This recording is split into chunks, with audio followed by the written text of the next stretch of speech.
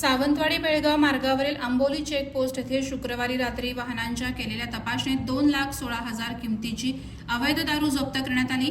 या दारूसह सुमारे 8 लाख किमतीची स्विफ्ट कार मिळून एकूण 10,16,000 रुपयांचा मुद्देमाल ताब्यात घेण्यात आला।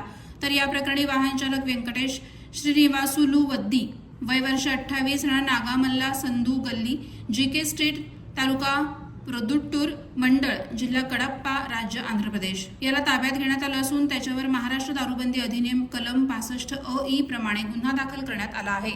आंबोली पोलीस चेकपोस्ट शुक्रवारी मध्ये रात्री संशयित हा आपल्या ताब्यातील स्विफ्ट कार AP 40DZ 9261 या वाहनामध्ये गैरकायदा बिगर परवाना 2,16,000 रुपये किमतीची mansion house French brandy Goa बनावटीची दारूचे 15 बॉक्स बाळगून गोवा ते आंध्र प्रदेश असं आंबोली मार्गे वाहतूक करत असताना संशयावरून त्याच्या गाडीची तपासणी केली असता गाडीत त्या प्रमाणात अवैध दारू असल्याचं आढळून आलं।